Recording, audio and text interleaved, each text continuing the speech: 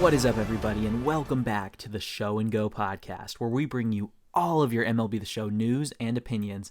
I'm Balake, also known as Mr. Perfect, and I'm here with the check swing bandit himself, Ryan Jones, and the man who's nothing short of stellar, Anthony Stellar Harder. Sit back, get comfortable, play a couple Conquest games, and listen to the sweet, sweet sound of our takes. All right, we're coming in hot here. Blake Snell going to the Padres. What do you guys think? Does this vault them ahead of the Dodgers or give them a shot at winning the West? What do you think? It definitely increases their chances, that's for sure. Yeah, definitely. I think not just yet, it puts them above the Dodgers. I think the following year in 2022, when they have Clevenger and Lamet back, I think it definitely pushes them closer to beating out the Dodgers and getting the NL West division title. Yeah, that rotation's going to be nasty. And they're in talks right now with the Cubs for potentially picking up Darvish. Wow. That's a big salary commitment with Hosmer and Machado already clogging up a lot of it, but that would be big, placing Clevenger next year. What's probably going to happen is we're going to record this after they get Snell, and I give it a day and a half. Breaking, Jeff Passan, Darvish to the Padres, and then we're all going to be like, fuck! And we're going to have to re-record.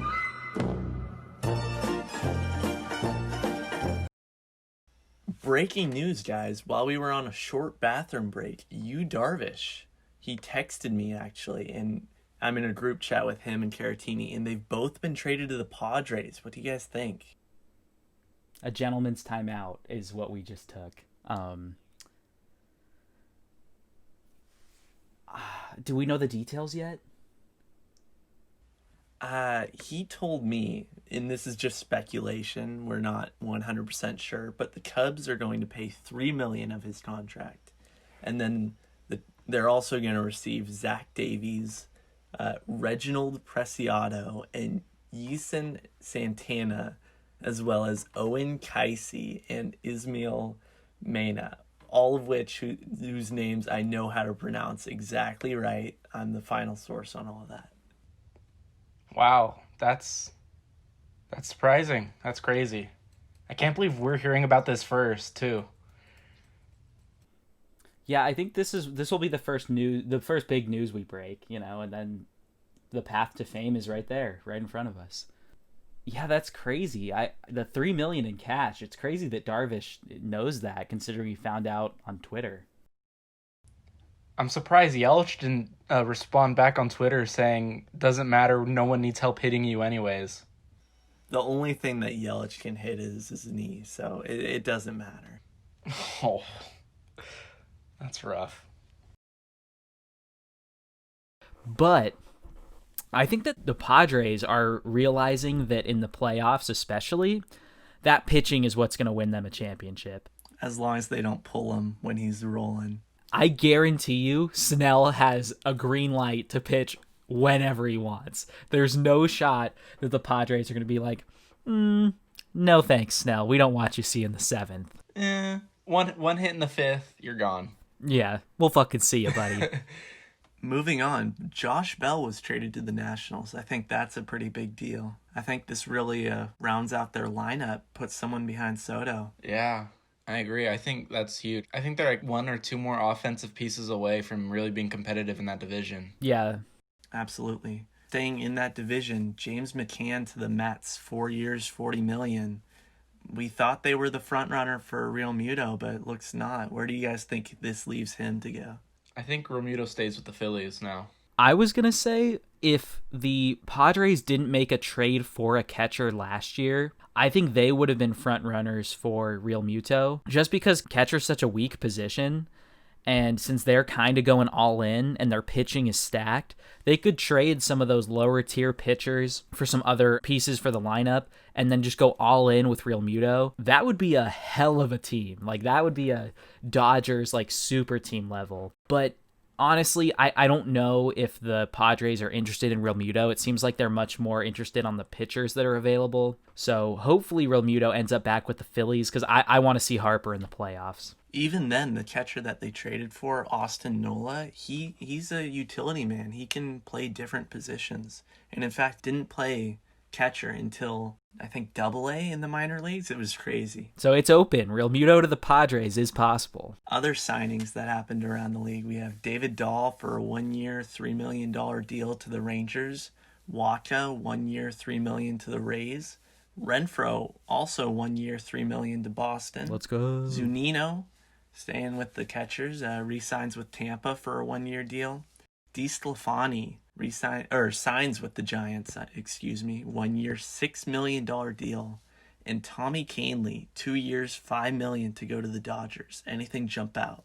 What about Brebbia going to the Giants, considering he won't be available until 2022? That was interesting, yeah.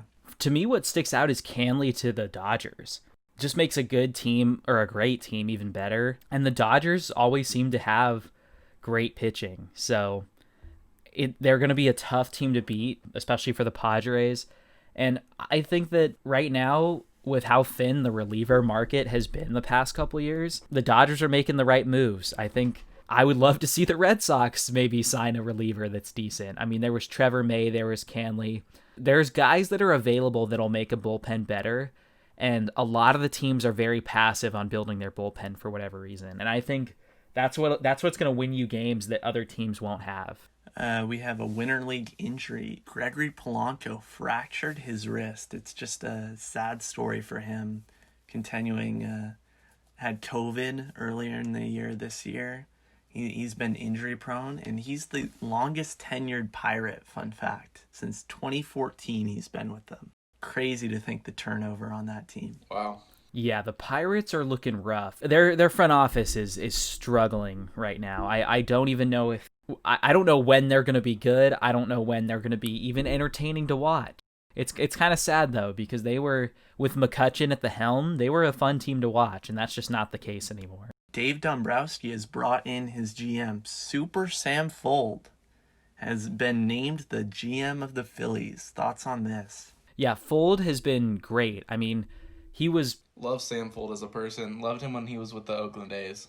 In contention for the manager's job for the Red Sox, and then just, I'm just going to casually go interview for the Phillies GM job. Like, he's all over the place, and honestly, it seems like everybody he works with is speaking highly of him. I think it's a really good fit, too, with mentoring under Dombrowski, who has some experience. But yeah, it'll be interesting to see how Sam Fold manages compared to Dombrowski, because Dombrowski has a very specific set of skills when it comes to building a baseball team. You know, he's going to clear out your farm system, which don't really know if the Phillies are there, and he's going to spend big, which again, don't really know if the Phillies are there. So it's going to be a really interesting season and next couple years to see what the Phillies are going to do. I really hope they bring back Real Muto, because like I said, I really want to see Harper in the playoffs. I hope the Angels get somebody big like Trevor Bauer. I want Trout in the playoffs. I just want to see these really dynamic all-stars in the playoffs. For the record, I'm okay with Trout not being in the playoffs. As am I. Moving on to some overseas news. Daisuke Matsuzaka is actually still playing. Re-signed a 1 year deal with the Seibu Lions, I believe, of the NPBL, which is the Nippon Professional Baseball League in Japan. Blake, thoughts on this as a Red Sox fan? Daisuke is a beast. We're seeing a lot of transition from the Asian baseball leagues to the majors, and I think that's really cool. I love to see the international players from all over the world playing the same game that we all grew up playing.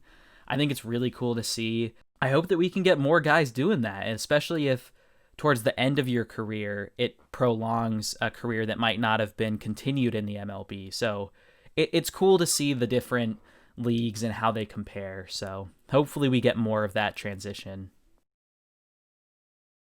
Speaking of the overlap between international and MLB, the Padres have signed the 25-year-old shortstop Ha-Seong Kim to at least a 4-year deal. Details are still coming out. He's going to play second base for them. He's a natural shortstop, and they're talking about moving Cronenworth to left. Kim coming over from the KBO. What do you guys think of this? It's an interesting move, but it definitely, there's something I was trying to bring up earlier, but that kind of ruins that point. I saw rumors that the Padres were thinking of going after Chris Bryant and playing him in left field. But if they're going to play Cronenworth in left field, that makes that move not really worth it. Cronenworth may be on the block, though. Could see him getting traded soon. Imagine if the Padres added Chris Bryant. I mean, that instant favorites. If you're talking a change of scenery, that is the perfect one. Going from fucking freezing Chicago to San Diego. Plus, didn't Chris Bryant go to San Diego for college? That would be some interesting ties. Cronenworth for Chris Bryant, straight up. Who says no? Really? With 1 year on KB, what if the Padres eat all the money? Maybe. How big of a contract does Cronenworth have? How much left? Oh, he was a rookie this past year. Right. So I guess that's not a bad move for the Cubs, but I think they're really trying to get like multiple players, like multiple prospects, because Chris Bryant, although his production hasn't been as great, he's still a household name, and I don't think you're walking away with 1 year of Chris Bryant for one player, even if it's somebody like Cronenworth, who was great last year and was a rookie, so now he's got plenty of contract left.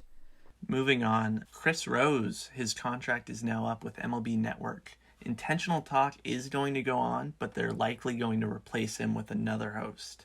What do you guys think? Yeah, some tears were shed. I grew up watching MLB Network. That's what got me into watching baseball year round. Or not year round, but throughout the season. With MLB being like my gateway, or MLB Network being my gateway drug to baseball, it started with Intentional Talk. That show was so entertaining. Just peak MLB Network, peak baseball content. Kevin Millar is a favorite in my house, obviously, as Red Sox fans. And then Chris Rose was just such a good complimentary piece to that show. And the chemistry between the two was unmatched. And it was really disappointing to see them not pick up his contract. I get that there's financial restrictions with COVID, but compared to some of the other content that MLB Network is putting out, Intentional Talk was second to none. So I think that's where you spend your money if you're trying to be successful. But now that Chris Rose is gone, what's the future look like for Kevin Millar? Because if Rose is gone, there's no guarantee Millar is going to stay when his contract's up. So seeing an Intentional Talk without those two, I'm not interested. Yeah, the dynamic in their relationship was great. Just witty banter nonstop. Cleveland is going to change their name according to their owner after this past year, or this next year, I should say. They're still going to have the name Indians this next year, but I think it's a good step forward that they're just shedding it, just for positivity's sake. Yeah, I agree. I don't know if this move is made without Washington taking the first step. Washington football team in the NFL taking this first step, but it's good to see the Cleveland baseball team also going in the same direction. Yeah, I'm going to give my take really quick. If you have a problem with people changing their name, like just get over it, man. It's just to be more positive, like Ryan said. It's really not that big of a deal. If that's your biggest problem, then you've got a pretty good fucking life. If your biggest problem is a sports team changing their name. All right? So let's just get over it. Let's move on from this conversation. Let's accept that they're going to be the Cleveland Spiders or something cool, right? Like, I hope we see a cool name, and I'm totally for it.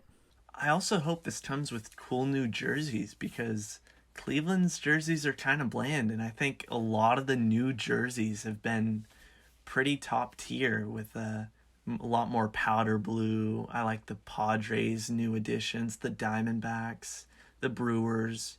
Just a lot of cool things coming out of jersey design, and I think they could do some cool things.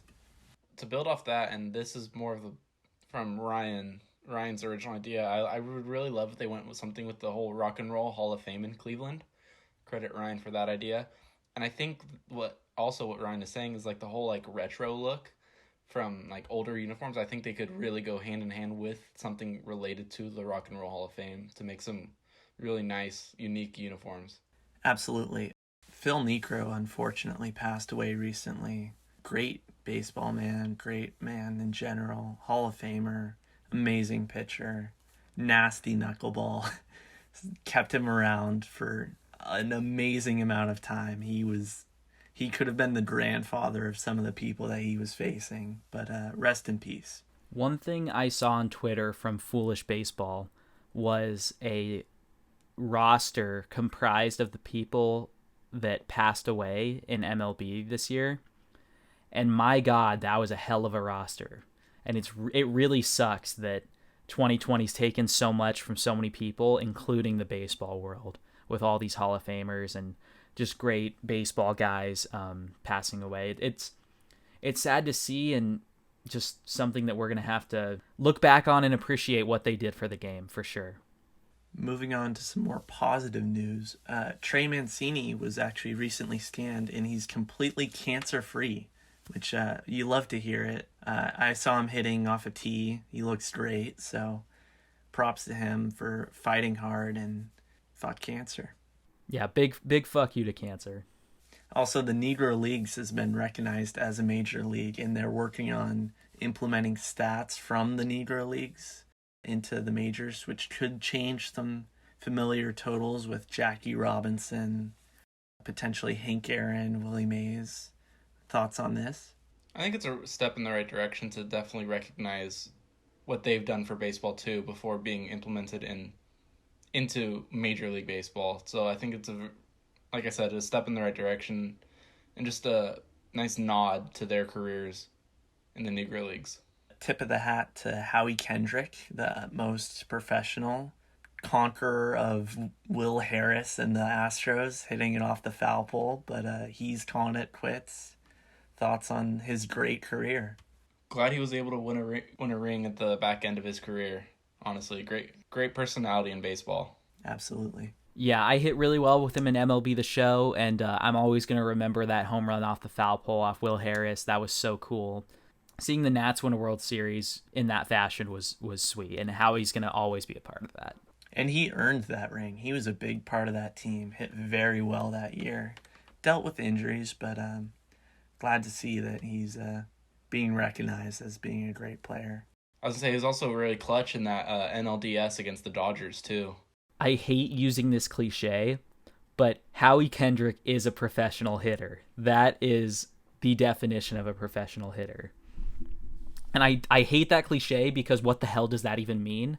But I think when I think of Howie Kendrick, that's what I think of. Somebody who's going to have an approach at the plate. He's going to get the job done. He's going to be able to do that throughout his career. He's not selling out for one thing or the other. He's just trying to make the best of whatever at bat he has at the time. Howie's a great player, and it's cool that he left on a good note. You know, that ring is fresh in his memory.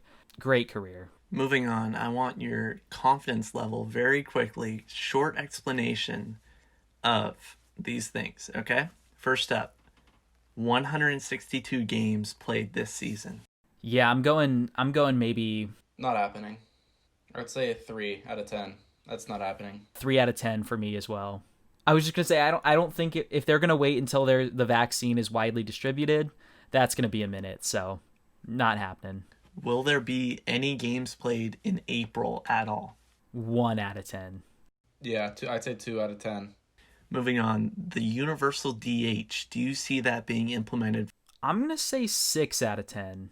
I'm gonna say 5 out of 10. I'm hopeful. I'm hopeful that they implement that. Me too. There's still a shot. Yasiel Puig playing a single game in the MLB at least. How confident are you that that's going to happen? 9 out of 10. Yeah, I'm going 7. He deserves to be in baseball, and he has his agent is Trevor Bauer's agent now recently, so I definitely see it happening. Opening day, Coors Field. Do you see Nolan Arenado playing third base? Yes, yeah. I don't think they're going to find a deal where they get rid of him. Yeah. I'd say 7 or 8 out of 10. Yeah, same. 8 for me. The minor leagues. How structurally secure do you think it will be going forward with a lot of teams getting cut and a lot of movement all around? I'd say 3 or 4 out of 10. Yeah, I'd say a 5. It's just 50-50, man. They're cutting so many teams because of COVID. I see a lot of turnover next year, too, going into the CBA expiring.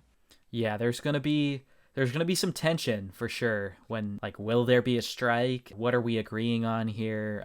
It's going to be interesting for sure. And to close out our mini episode here, I have a bit of trivia. Who was the number 1 pick of the 1999 draft? And extra props if you name the team he was drafted by. Oh no. I cannot think of a single number 1 pick right now. I can't think of anything either. Give me a hint. He did win an MVP in his career. Okay. Pitcher or position player? Position player. He's an outfielder. When did he win his MVP? Not the year, but like late in his career, early in his career. When did he win the MVP? He was around 29, 30 years old. Okay. But it was pretty early in his career. So he got kind of a late start, which is odd for a number 1 draft pick. Did Grady Sizemore ever win an MVP? No, he did not. Yeah, I didn't think so. He won MVP in the year 2010, a full 11 years after he was drafted. Oh. 2010. Yikes. Let's see. That's not Miggy. That's not... Posey won in 2011, right? 2012. 2012. He was hurt in 2011. Jeez, who won in 2010? It's like the Dark Ages. Joe Mauer. No. I think Mauer won in 2009.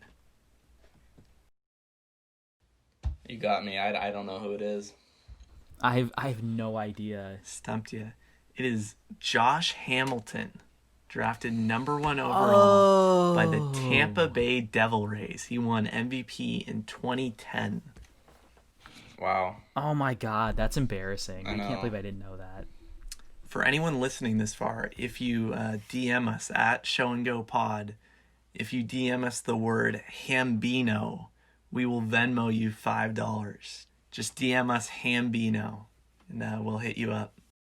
Also, remember to follow us on Twitch at Balake34 and Show and Go Podcast. That's Show and Go Podcast.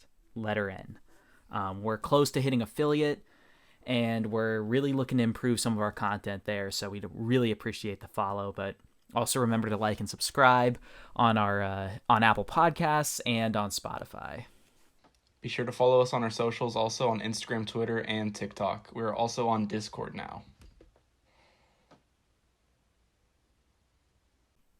All right, everybody, that is going to do it from us at the Show and Go Podcast. I want to give a quick shout out to the people supporting us on Twitch and Twitter and all of our other social media. We definitely couldn't do it without you guys. Our Twitch is Show and Go Podcast, and my personal Twitch is Balake34. It's BALAKE 34. Make sure to follow us on Twitter and all of our other social medias at Show and Go Pod. That's at Show, the letter N, Go Pod. Finally, leave a subscription or follow and give us an honest rating wherever you listen to your podcasts. Thanks, everybody.